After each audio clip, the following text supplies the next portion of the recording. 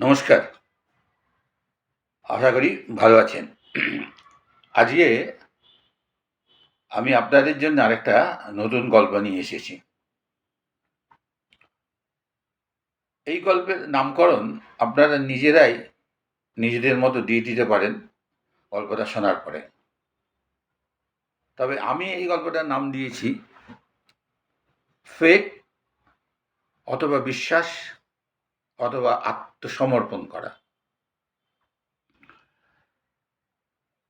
একবার এক নবদম্পতি তাদের বিয়ের পরে যে কোনো জায়গা থেকে তাদের নিজেদের বাড়িতে ফিরে আসছিল এবং তারা আসছিল যখন তখন তাদের একটা নদী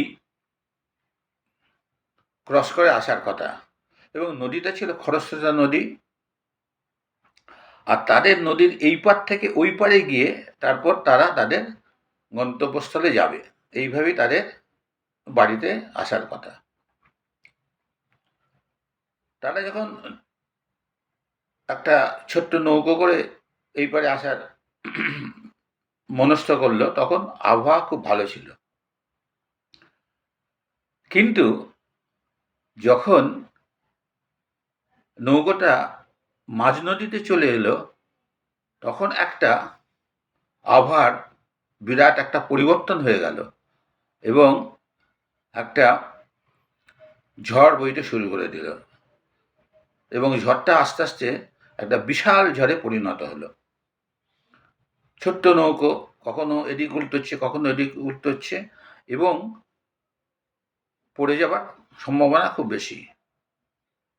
তাতে যে নবপরিণীতা যে বধূ সেটা খুবই বিব্রত হয়ে উঠল এবং সে তার হাজব্যান্ডকে বলল, দেখো নদী যেভাবে উত্তাল হয়ে উঠছে তাতে মনে হচ্ছে যে আমরা হয়তো মাঝ নদীতে পড়ে যাব কিংবা আমরা ওই পারে যেতেও পারবো না, আমাদের হয়তো জীবন এখানেই শেষ হয়ে যাবে। কিন্তু ওই স্বামী ভদ্রলোকের মধ্যে কোনো পরিবর্তন দেখা গেল না। উনি অবিচল আগে যেরকম ছিলেন, যখন নৌকোয় উঠেছিলেন, যখন আবহাওয়া খুব ভালো ছিল তখন যেরকম ছিল এখনও সেই রকম, তার মধ্যে কোনো চিন্তার কোনো উদ্রেক করলো না। তাতে গিয়ে নবপরিণীতা বধূ আরও হতবাক হয়ে গেল। কিছুক্ষণ বাদে সে আবার তার স্বামীকে বলল যে, আচ্ছা তুমি কি রক্তমাংসের শরীর, তোমার মধ্যে কি এতটুকু কোনো ভয় চিন্তা কোনো কিছু নেই? যে তোমাকে আমি বারবার বলছি যে এরকম আমাদের একটা জীবন সংশয়, তুমি কোনো কিছু ইয়ে করছো না। তাই লোকটা খুব হো হো করে হেসে উঠল এবং সে তখন কী করলো, তার কোমর থেকে একটা ধারালো ছুরি বার করলো, বার করে সে তার স্ত্রীর একদম গলার কাছাকাছি ধারালো ছুরিটা নিয়ে এলো এবং তার স্ত্রীর গলা থেকে যে ধারালো যে ছুরির যে ডিস্টেন্সটা ওটা এত কম ছিল যে খুব ভয়াবহ। প্রথমে তো এটা দেখে স্ত্রী একটু ঘাবড়ে গেল, কিন্তু যখন সে ওর কাছে ওই ছুরিটা নিয়ে মারতে উদ্যত হলো তখন বলল যে, তোমার কি এখন ভয় লাগছে?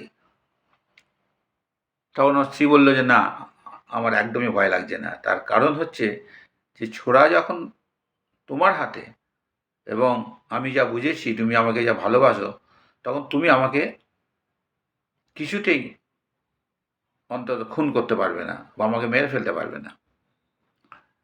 তখন সে ভদ্রলোক ওই ছুরিটা আবার নিজের কোমরে রেখে দিয়ে বলল, হ্যাঁ এই উত্তরটাই আমি তোমাকে তখন থেকে বলছি। তুমি যেমন আমার উপরে অবিচল আস্থা, সেই রকম আমি যে ঈশ্বর যে ভগবানে বিশ্বাস করি তার উপরেও আমার ঠিক সেই রকমই আস্থা আছে। আমি জানি যে এই ঝড় জল এই প্রাকৃতিক দুর্যোগ সব ওই ঈশ্বরেরই হাতে। ঈশ্বর আমাদের ইচ্ছে করলে নদীতে ভাসিয়ে দিতে পারে, আবার এমন হতে পারে যে আমরা ওই পারে নাও যেতে পারি। কিন্তু ভালো হোক খারাপ হোক, পরিশেষে আমার এটুকুই বিশ্বাস আছে যে উনি আমাদের কিছু খারাপ করবে না। সুতরাং সবসময় ঈশ্বরের ওপর একটা বিশ্বাস রেখে যাও এবং তোমার যা মনের কথা তুমি তাকে শেয়ার করো। সুতরাং তুমি দেখবে যে তুমি কিন্তু ভুল করনি, তুমি ঠিকই করেছো।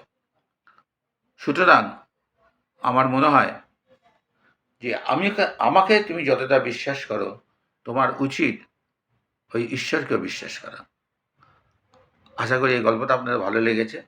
যদি ভালো লাগে তাহলে অবশ্যই শেয়ার করবেন, সাবস্ক্রাইব করবেন। Once again thank you very much.